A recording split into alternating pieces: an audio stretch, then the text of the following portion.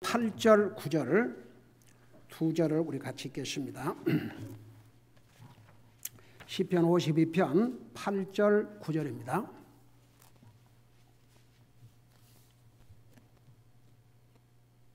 같이 읽겠습니다. 시작. 그러나 나는 하나님의 집에 있는 푸른 올리브 나무 같으니 내가 하나님의 궁유를 영원 무궁토록 신뢰하는도다. 주께서 그 일을 행하셨으므로 내가 주를 영원히 찬양하리이다. 또 주의 이름이 주의 성도들 앞에서 선함으로 내가 주의 이름을 바라리이다. 아멘. 앉으시 바랍니다. 시편 52편은 악인의 멸망, 의인의 형통, 그 두 가지를 기록하고 있습니다. 배신자 혹은 악인, 이건 같이 갑니다. 여러분, 우리 예수님은 이 땅에 오셔서 세운 12 중에 하나인 가롯 유다를 통해서 배신을 당했습니다. 은 30에. 그러니까 참 아무리 좋은 기회를 하나님이 주셔도 본인이 선택을 해야 돼요. 여러분, 솔직히 말해서 가롯 유다처럼 그런 복된 기회를 가진 사람들이 얼마나 있겠습니까? 3년 동안 예수님을 따라다니면서 주님께서 행하신 모든 행적과 정말 고귀하신 진리의 말씀을 직접 듣는 그런 어마어마한 복된 기회를 가졌습니다. 한번 생각해 보세요. 근데 그 결과는 예수님을 팔아먹는 배신자가 되었습니다. 그러니까 보세요.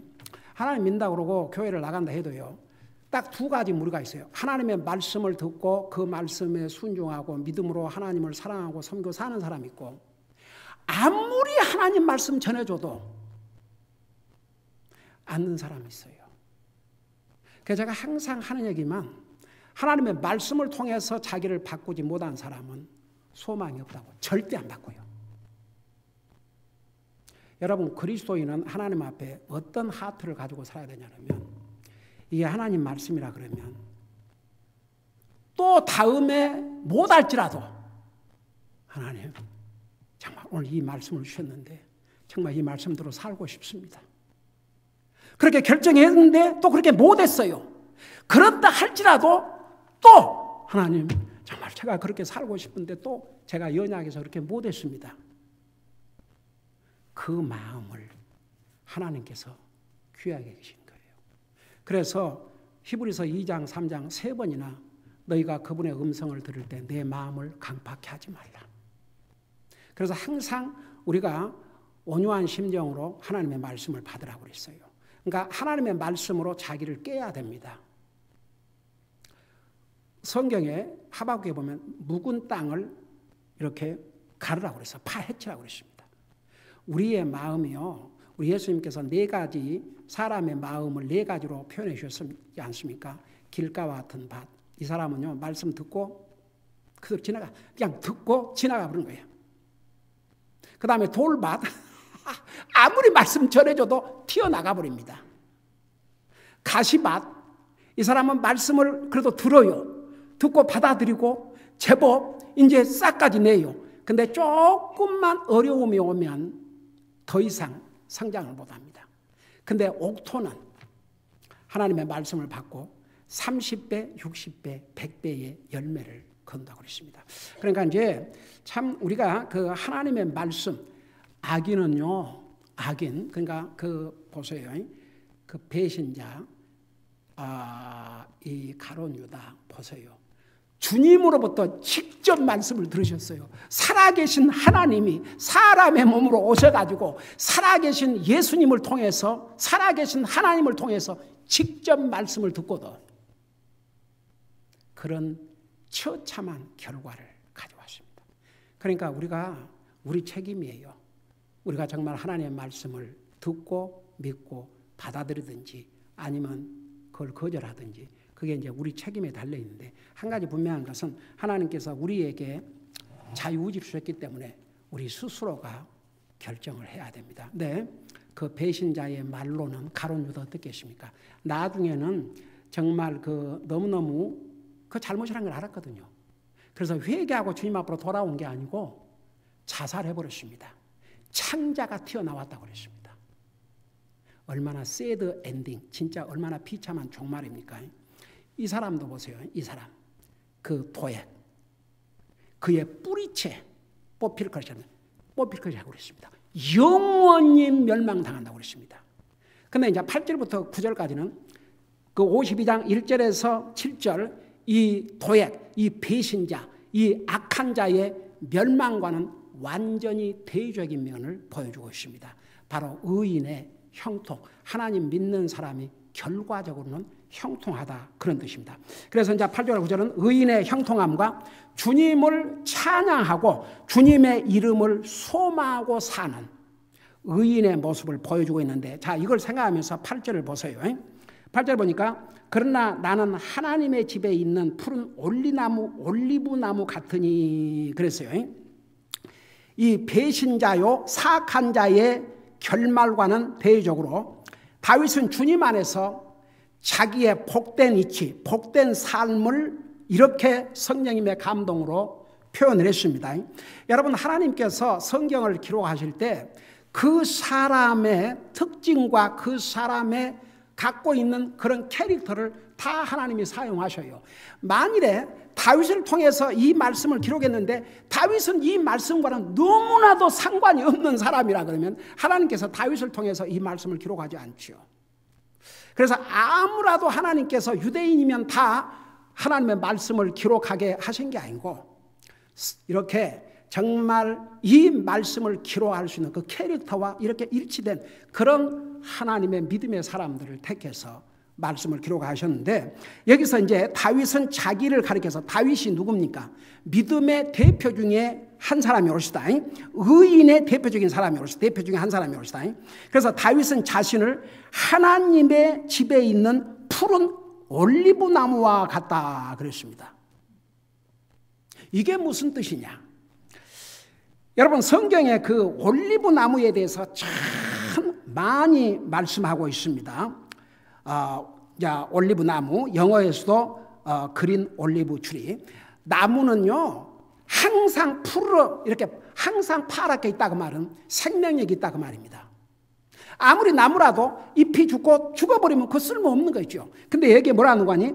의인인 자신을 가리켜서 나는 하나님의 집에 있는 푸른 올리브 나무 같다. 그러니까 아무데라도 있는 그냥 올리브 나무가 아니고 하나님의 집에 있는 푸른 올리브 나무. 여기도 하나님의 집이 나오죠. 하나님이 임재하신 곳, 구약시대 때에 하나님이 임재하신 곳입니다. 하나님의 집이. 오늘 신약 성경의 교회에 주님이 뭐라 하십니까? 내 이름으로 두 사람이 모인 그곳에 하나님의 교회에 내가 함께 하신다고 그랬습니다. 그러니까 하나님의 집에 뿌리를 내리고 하나님이 모든 것의 근원입니다. 하나님, 모든 생명력의 근원이신 하나님에게 뿌리를 내리고 있어야 이 나무가 마르지 않습니다. 근데 이제 이 올리브 나무가 그 형통을 의미한다는 것을 우리가 성경에서 여러 군데서 말씀하고 있는데, 여러분 잠깐 호세야 14장 6절을 펴보세요. 호세야 14장 6절. 다니엘서 다음에 호세야 14장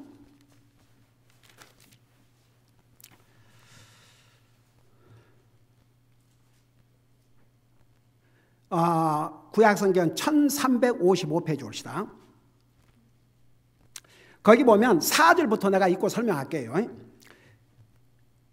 4절부터 내가 그들의 타락한 것을 고치며 그들을 아낌없이 사랑하리니 내 분노가 그에게서 떠나니라. 자, 하나님께서 이스라엘 백성들이 타락하고 하나님을 대적하고 범죄했음에도 불구하고 나도 이제 회개할 경우에 회개했을 때 여러분 옛날나 지금이나 회개하고 하나님 앞에 돌아오면 항상 하나님의 용서가 기다리고 있었습니다.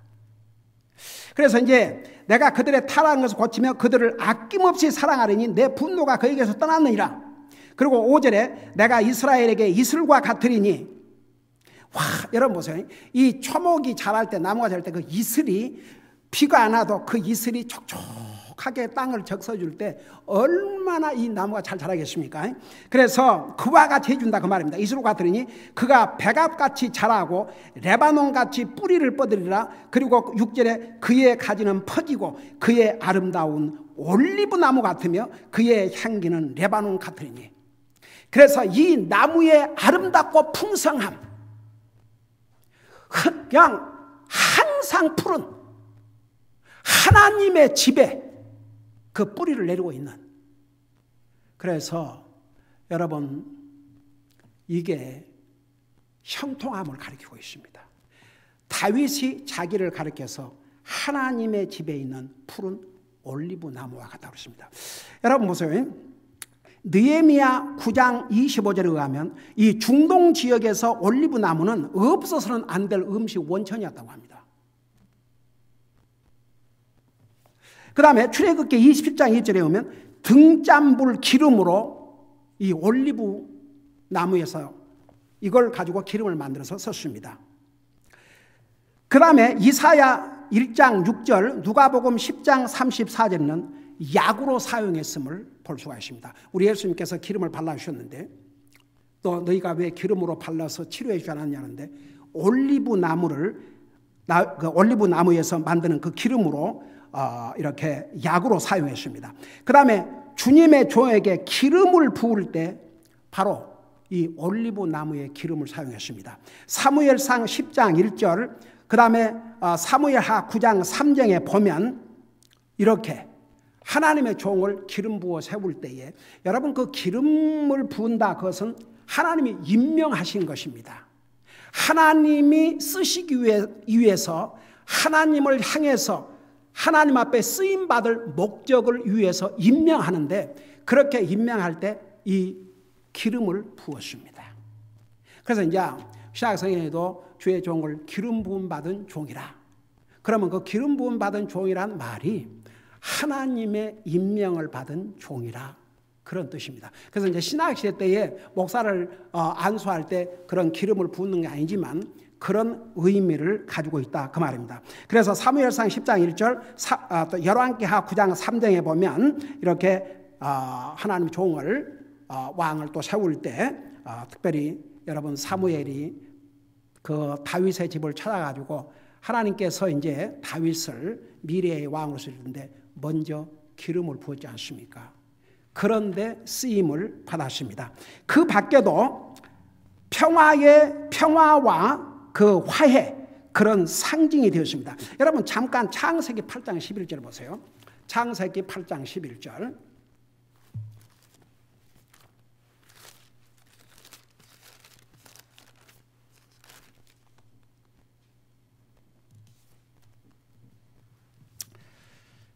(8장 11절에) 보면 저녁때에 비둘기가 그에게 돌아왔는데 보라, 그것의 입에 잡아 뜯은 올리브 잎사귀가 있더라. 이처럼 물들이 땅에서 줄어든 줄 알았으며. 잘 들어봤어요. 이게 왜 화해와 평화를 상징하느냐? 여러분 비둘기는 항상 뭘 상징했어요? 평화를 상징했어요. 근데 지금 인류가 하나님 앞에 죄를 지어서 물로 심판을 받았어요. 근데 계속 그 물이 빠지지 않고 그대로 두었다 그러면 살아남을 사람 한 사람도 있겠어요, 없겠어요? 인류의 역사는 거기서 끝났습니다. 근데 하필이면, 그래서 이제 물이 얼마나 빠졌는가, 이 노아가 이제 그 때를 이제 기다리고 있죠. 얼마나 돼야 땅이 말라야 밖으로 나갈 수 있는데, 그러니까 여기에 저녁 때에 비둘기가 거기 돌아왔는데 보라, 그것의 입에 잡아뜯은 올리브 또 잎사귀가 있었다고 그랬어요. 그러니까 하나님께서 물을 이제 빠지게 하시는구나. 그 물로 세상을 심판하셨지만, 그러니까 이제 하나님께서 다시 한번 인생들이 땅에서 살 수 있도록 그 첫 소식을 이제 이렇게 알려준 거죠. 물이 빠졌음을. 근데 그 비둘기가 올리브 나무, 그걸 본 다음에 땅에서 물이 줄어든 줄을 알았다 그랬습니다.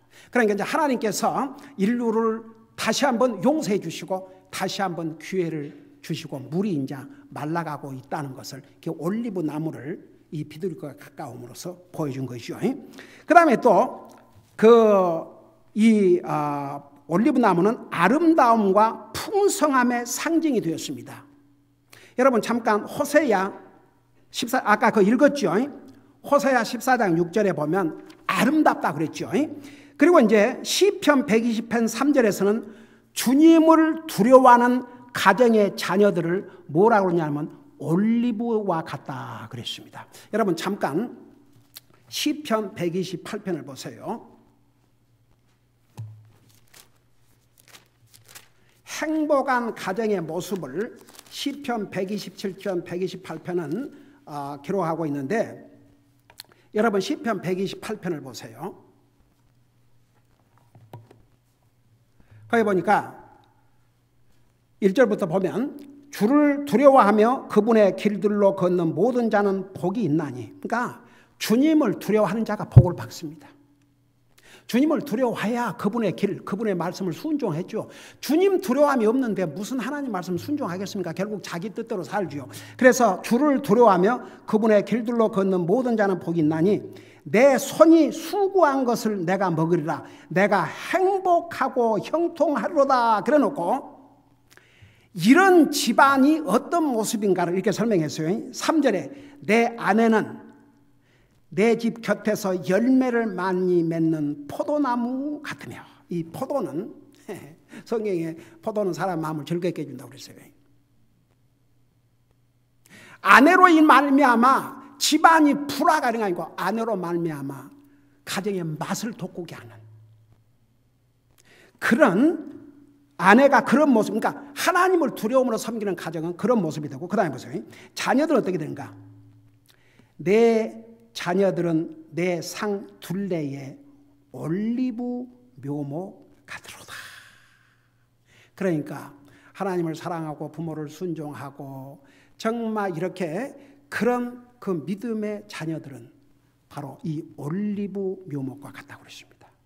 그리고 나서 4절에 보라 주를 두려워하는 자는 이와 같이 복을 받으리로다. 그래서 이제 이 올리브 나무에 대해서 성경은 많이 말씀하고 있습니다.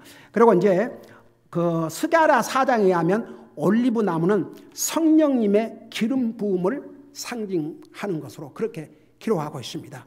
그 다음에 이제 오늘 여기서 시편 52편 8절에서 하나님의 집에 있는 푸른 올리브 나무, 바로 의인의 형통함을 이렇게 표현하고 있습니다. 그래서 이제 다시 우리 시편 52편으로 돌아가서 배신자, 사악한 자는 뿌리까지 뽑혀서 다 멸망하지만은 8절에 그러나 나는 바로 의인을 대표하는 다윗은 하나님의 집에 있는 푸른 올리나무 같으니.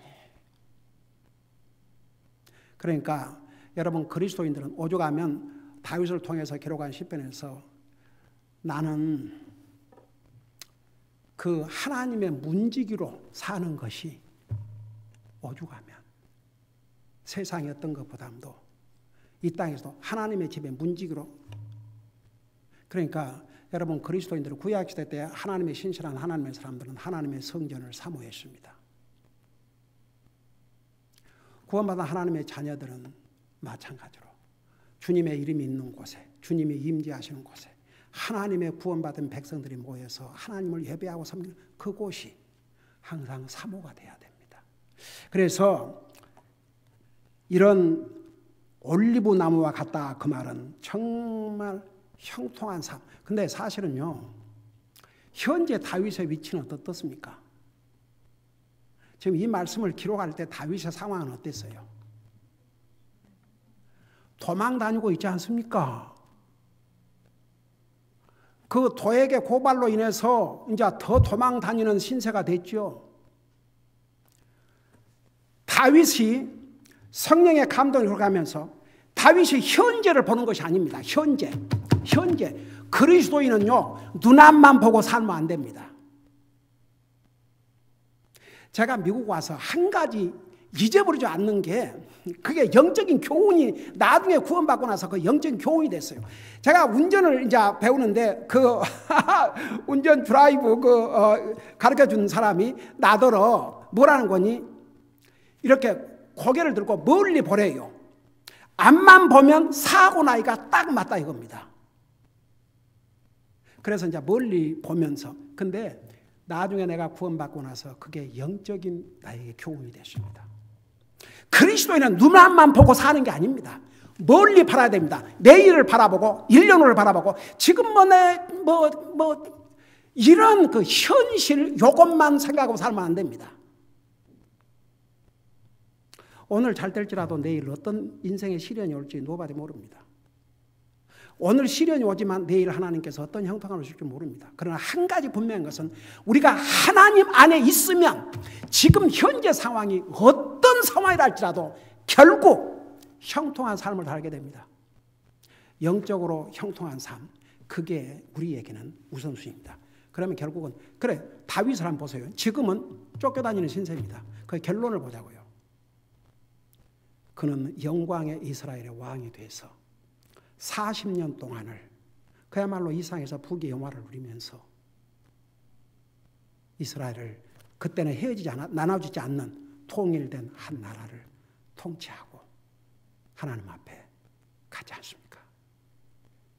여러분, 우리는 눈앞만 보고 사는 게 아닙니다. 우리는 다가오는 우리 주님께서 우리에게 약속하신 그 나라를 항상 소망하며 살아야 됩니다. 이 세상 금방 지나갑니다. 이제 나이가 드신 분들은 실감이 갈게요. 제가 벌써 이 나이가 됐다. 어떨 때 실감이 안 나요. 기분은 옛날 30대나 똑같아요. 아침에 걸으면서 야, 혜나야, 내 걷는 걸음 보면은 내가 내 나이와 같은 사람의 모습을 보이냐 아니냐? 아니에요. 어림도 없어요. 어떨 때는 얘가 따라오면서 마음이랑 막 대디 누가 뒤에서 미는 것 같아요. 근데 한 가지 부인할 수 없는 것은, 저도 이제 우리 인생의 70이 영 강건한 80이라는데 그 브레이크 속에 들어와 있어요. 젊은이들은 아이고야 나한테 언제 그런 날이 오랴. 금방 가요. 금방 가. 와, 세월은 빠르고도 빠릅니다. 오죽하면 화살과 같다 그랬겠습니까? 그런 이 세상, 정말 잠깐 있다가 없는 이 세상, 여기다 소망 두고 살면 안 됩니다. 여러분, 지난주에 내가 7절에서 그 부분을 못하고 한 것 같은데, 보라, 이 사람은 하나님을 자기 힘으로 삼지 아니하고 자기의 많은 재물을 신뢰하며 자기의 사악함으로 자기를 강하게 하던 자라. 근데 이 사람은 결국 끝이 망했는데, 여러분, 이 사람은 그 하나님을 자기 힘으로 삼지 아니하고 자기의 많은 재물을 신뢰했다고 그랬어요. 여러분 보세요. 그리고 수요일 날 히브리서에서 여러분, 하나님께서 한 번 더 흔드시는데, 왜 한 번 더 흔드시냐 그러면 그걸 설명했죠. 흔들리지 않는 것을, 그러니까 한 번 더 흔드는 것은 흔들리는 것을 제거하기 위함이라고 그랬어요. 흔들리는 거. 그러니까 흔들리는 것은 일시적인 거. 이 세상, 우리가 가지고 있는 어떤 그런 것은 전부 일시적인 것, 흔들리는 것. 근데 우열씨 박사님이 알라스, 맙소사, too many people, including Christians, are building their lives that which can shake. 그래서 많은 사람들이 흔들리지 않는 주님 반석 위에 자기 라이프를 빌드업해 가는 게 아니고, 흔들리는 거, 일시적인 거, 세상적인 거. 여러분 보세요. 요한일서 2장 15절 뭐라서요? 이 세상이나 세상에 있는 것들을 사랑하지 말라고 그랬어요. 왜? 이런 사람은 그 속에 하나님의 사랑이 없다 그랬고, 그 다음에 뭐라는 줄 아세요? 이 세상도 가고 모든 것이 다 가지만 하나님 믿고 하나님 의지하고 사는 이 사람, 영원하다고 그랬어요. 여러분 눈으로 이게 너무 중요하니까 요한일서 2장 15절을 봐요. 참 우리 하나님께서 이런 말씀을 우리에게 다 가르쳐 주셔서 우리가 어떤 기준을 가지고 살아야 되는가.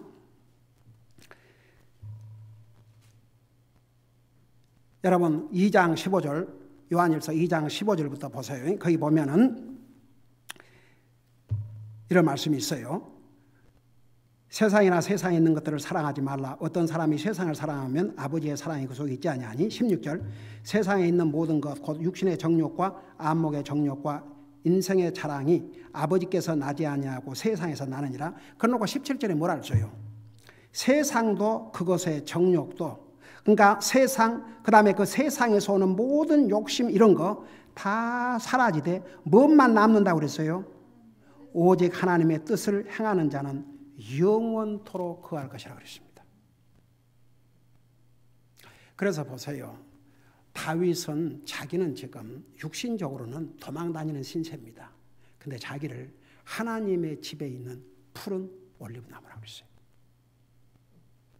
여러분, 제가 전에도 그런 얘기했지만 이 세상에서 아무리 부귀 영화를 누린 사람도 예수님이 없는 사람은 아무것도 가진 것이 없는 사람이고, 우리가 세상에서 세상 사람들이 가지고 있는 많은 재물을 가지고 있지 않다 할지라도 우리가 예수님을 모시고 살면 우리는 세상을 소유한 것보다 더 크고 많은 것을 소유한 사람들입니다.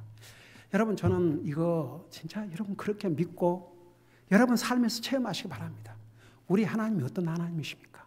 온 세상을 창조하시고 온 세상을 소유하신 분이 우리 하나님이십니다. 그 하나님을 우리가 모시고 산다 그러면 마치 이와 같아요. 내 은행 어카운트는 돈이 없어도 내 아버지가 빌리어네어다. 그 자식 걱정한다 그러면 그 아버지를 멸시하는 거죠.